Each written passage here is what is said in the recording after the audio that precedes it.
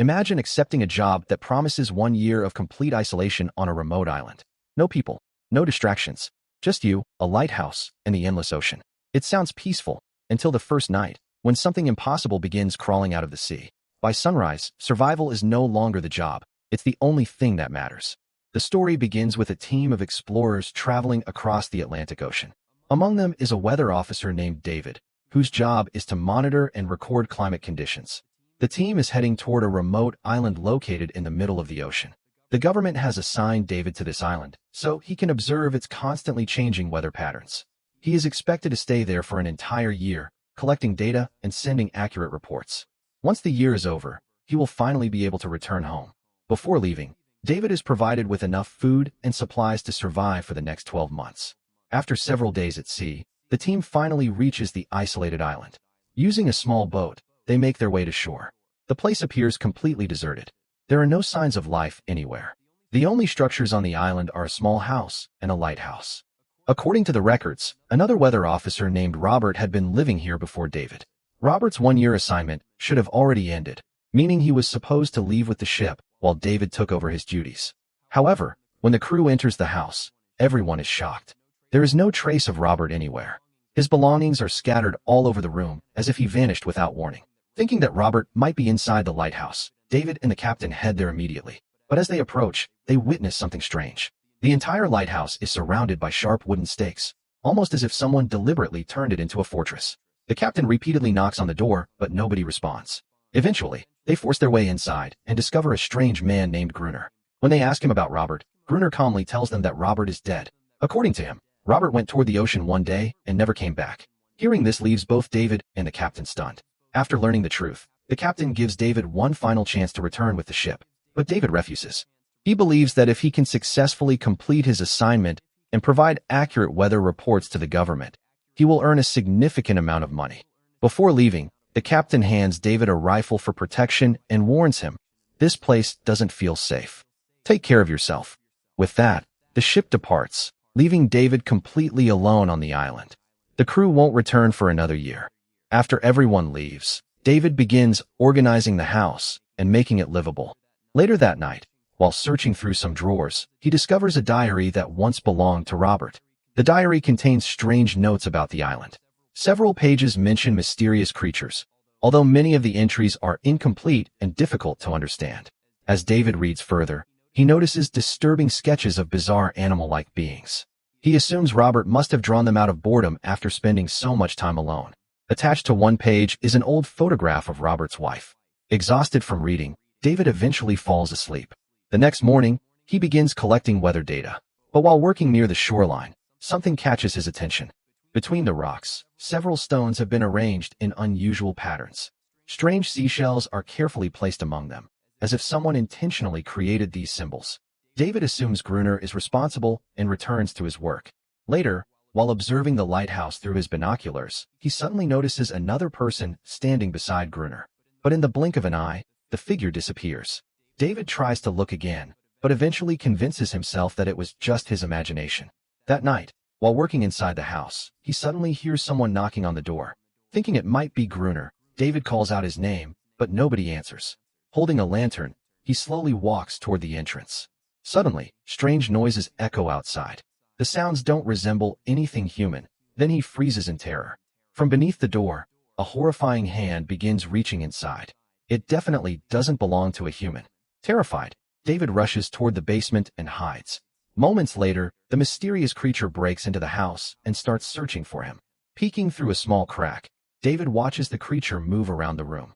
Unfortunately, his movement gives away his position. The creature notices him and immediately charges toward the basement, trying to grab him through the narrow opening. In desperation, David quickly grabs a knife and stabs the creature directly in the eye.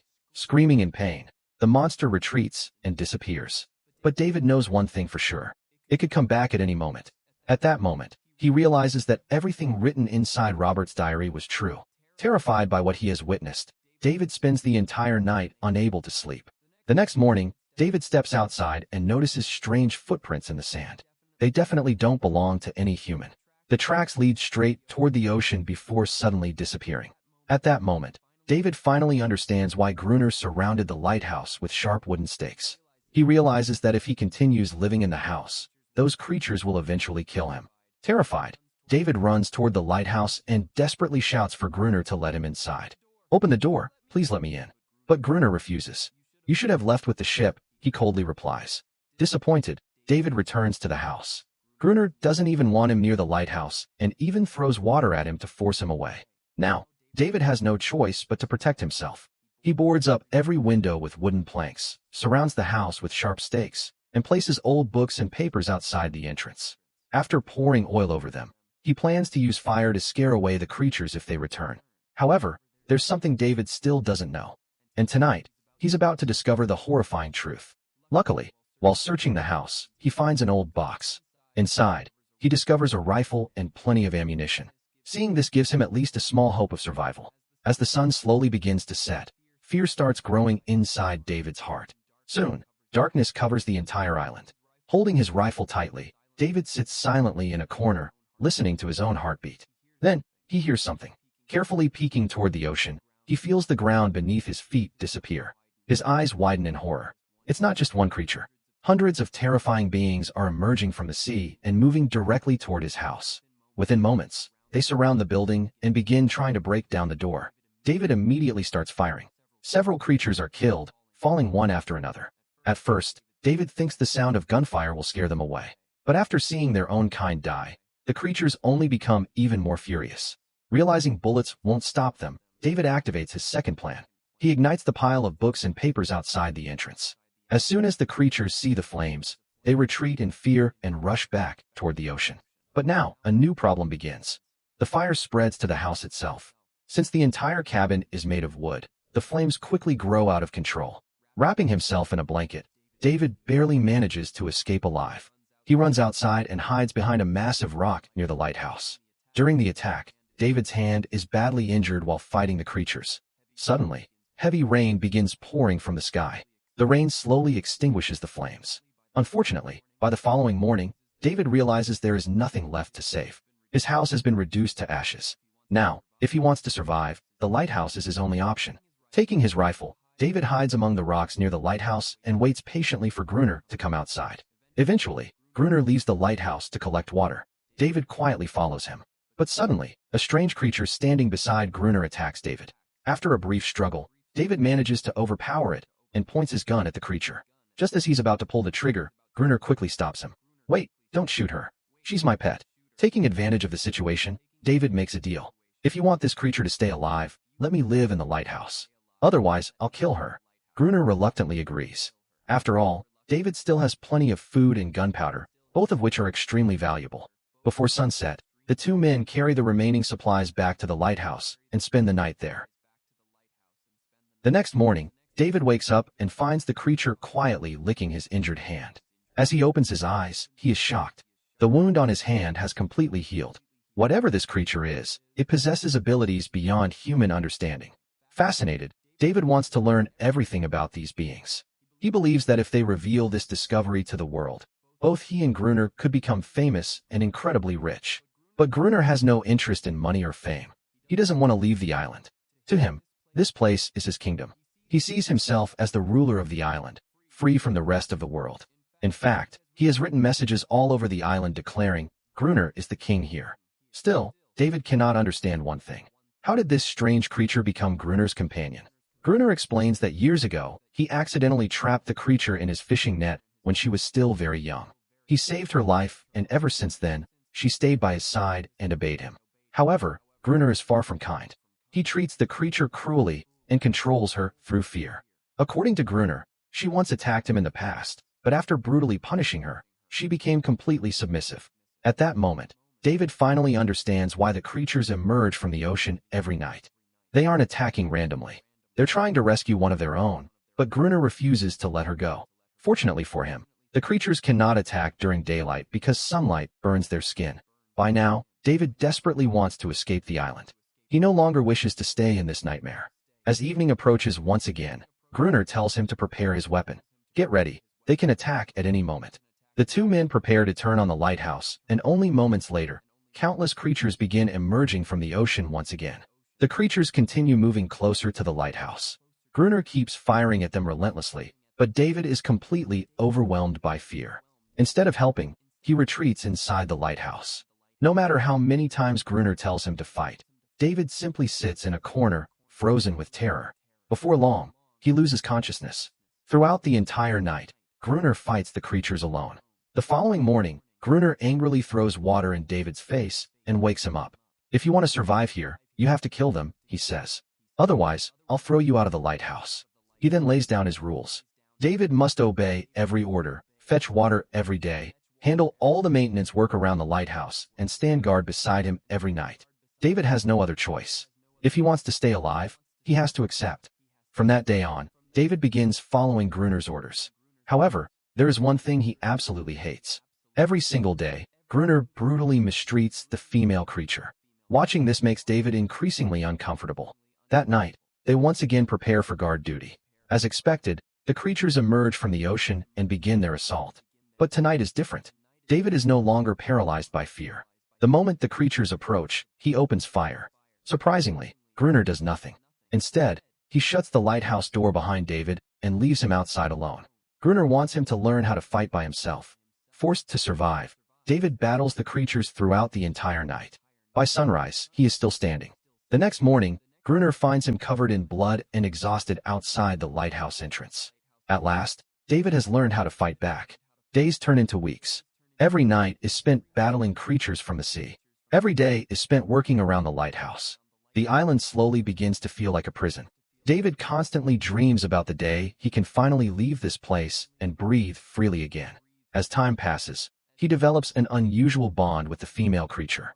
He begins to feel sympathy for her. For the first time, he understands how painful it must be to be separated from your own kind and forced to live alone. Perhaps she feels the same loneliness he does. Eventually, David gives her a name, Anaris. More time passes. Then one day, both David and Gruner notice something strange. The nightly attacks are becoming less frequent.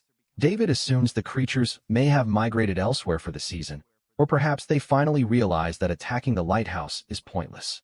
But Gruner disagrees. "No," he says. "They'll come back. Right now, they're increasing their numbers." A few more days pass. One evening after dinner, David and Gruner decide to play chess to pass the time. But during the game, they make a terrible mistake. They become so distracted that they completely forget to activate the lighthouse beacon. Using the darkness as cover, the creatures launch a massive surprise attack. David quickly realizes that there are far too many of them. This time, even 2 armed men won't be enough. Worse still, they have no plan. The creatures continue climbing higher and higher until they eventually reach the top of the lighthouse. During the chaos, Gruner suffers a serious injury to his leg. For the first time, the creatures have the advantage. Both men become convinced that this will be their final night alive. But then, morning arrives. As the first rays of sunlight appear over the horizon, the creatures immediately retreat and disappear back into the ocean. After the sun fully rises, Anaris attempts to heal Gruner's wound using her strange abilities. By now, however, David has reached an important conclusion. They cannot win this war forever. Their ammunition is running low, their food supplies are shrinking, and sooner or later, both will run out. The next day, while wandering near the shoreline, David suddenly notices something in the distance, a ship. Without wasting a second, he rushes inside the lighthouse, grabs a flare gun, and prepares to signal for help. But Gruner stops him. Gruner doesn't want David leaving the island. At that exact moment, Anaris attacks Gruner. She is trying to protect David. Gruner has no intention of letting anyone escape. This island has become his entire world. Here, he is the king. After spending years alone, David has become the only person he can talk to. And if David returns to civilization, he will tell everyone about Anaris and the creatures, so Gruner refuses to let him go. Slowly, the ship disappears beyond the horizon. David can do nothing except watch. His chance of escape is gone. Several more days pass. Gruner continues treating both David and Anaris badly, but his cruelty toward Anaris is especially disturbing. David hates seeing it. One day, David gives Anaris a small toy boat that he carved from a fishbone. Anaris examines the gift carefully. Then she suddenly leads David to a remote section of the island. There, hidden among the rocks, is a real boat. When David asks Gruner about it later, Gruner admits he already knew it was there. According to him, years ago, a group of people reached the island using that boat while trying to survive at sea.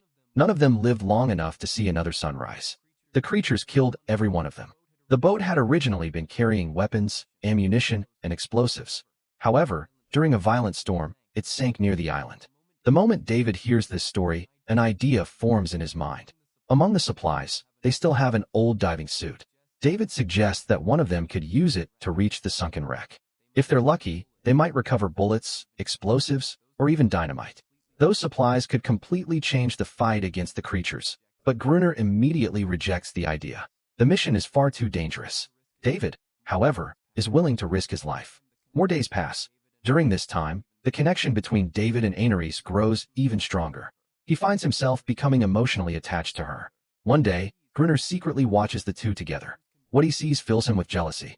He becomes convinced that Aneris is slipping away from him, and in his mind, there is only one solution. David must be removed. The following day, Gruner suddenly changes his attitude. To David's surprise, he agrees to the diving plan. Fine, Gruner says. You'll wear the diving suit. Go down to the wreck, and collect as much dynamite as possible. Once you're done, I'll pull you back to the surface. But Gruner is lying. His true plan is far darker. He intends to use David to retrieve the explosives from the ocean floor. Then, after getting what he wants, he'll leave David stranded in the sea and allow the creatures to finish him off. That way, Gruner gets the dynamite, and Aneris becomes his prisoner once again. Soon afterward, the two men sail to the location of the sunken ship. David puts on the diving suit and descends into the dark ocean below. As he reaches the wreck, he discovers that the ship has been completely destroyed, but luck is finally on his side. Among the debris, he finds several boxes filled with dynamite. But suddenly, several creatures appear directly in front of David. The sight of them startles him, causing him to lose his balance and fall to the ocean floor. The diving suit is so heavy that he can barely move. Worse, he can't even send a signal to Gruner waiting above. Watching from the surface, Gruner assumes the creatures have already killed David. But the truth is far less terrifying. The creatures in front of him are only two small children. Realizing they mean no harm, David abandons the heavy diving suit and struggles back toward the surface. Fortunately, he manages to recover several boxes of dynamite from the wreck.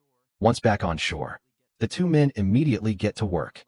They place dynamite around the lighthouse in two separate layers, creating a massive trap designed to wipe out the creatures during their next attack. Several months pass, winter arrives. Then, just as before, the creatures suddenly disappear. The attacks completely stop. It's almost as if they somehow know a trap has been prepared for them. Because of this, they refuse to come near the lighthouse. Gruner becomes convinced that Aneris must have warned them. As a result, he begins treating her even more cruelly. This time, however, David steps in and stops him. Eventually, the two men come up with a new plan. They decide to leave the main gate of the lighthouse open. The idea is simple. Once the creatures gather around the entrance, they'll detonate the dynamite and eliminate them all at once. To lure them in, David asks Aneris to climb to the top of the lighthouse and call out to her people. The moment her cries echo across the island, the creatures become agitated. When they notice the lighthouse gate standing open, they believe they've finally found an opportunity to rescue her. What they don't realize is that it's all part of a trap. Before long, countless creatures begin emerging from the sea. They rush toward the lighthouse and storm through the open entrance. Several immediately attack David. Despite the chaos, David manages to fight his way free. As more and more creatures gather around the lighthouse, Gruner finally pulls the detonator. Nothing happens. The explosives don't go off. David had disconnected one of the wires earlier, and in the confusion, Gruner forgot to reconnect it. Realizing what's wrong, David sprints up the tower and desperately begins reconnecting the wiring. Meanwhile, the creatures continue climbing the lighthouse. Gruner is forced to hold them back alone. Finally, the connection is restored. David activates the first layer of explosives. A massive blast tears through the area, killing dozens of creatures instantly. Yet many still survive and continue attacking. Without hesitation, Gruner detonates the second layer. A second explosion shakes the entire island. The blast is so powerful that both men are knocked unconscious. The next morning, they slowly regain consciousness. The battlefield is covered with dead creatures, but one thing is missing. Aneris is nowhere to be found. While Gruner walks around, finishing off the wounded survivors, David notices something hanging around the neck of one of the dying creatures, a necklace. Seeing the creature suffer, David suddenly feels overwhelming guilt. For the first time, he realizes these beings aren't mindless monsters. They're living creatures with families, emotions, and relationships just like humans. The only difference is that they cannot speak. To Growner, however, none of this matters. After that day, the creatures never attack again, but every night mournful cries drift across the ocean. David begins to understand the true cost of what they've done. How many families were destroyed? How many children lost their parents? How many lives were ruined because of a misunderstanding? The following day, David spots several young creature children near the shore. They are the survivors who lost their families in the explosions. Filled with regret, David arranges stones into a circle and places the small toy boat he once made for Anaris in the center. He hopes she'll see it and return. David waits for hours, but Anaris never comes back. The next morning, David notices Growner sleeping nearby. Among Growner's belongings lies an old photograph. As soon as David picks it up, he freezes. The woman in the picture is the same woman whose photo he discovered inside Robert's diary on his very first day, and standing beside her is Growner. At last, the truth becomes clear. Robert never died. He simply changed his identity. Growner and Robert are the same person. The former weather officer abandoned his old life and created a new name for himself because he never intended to leave the island again. The next evening, while walking along the shoreline, David notices something strange. The toy boat is gone. In its place stands a small creature child holding it.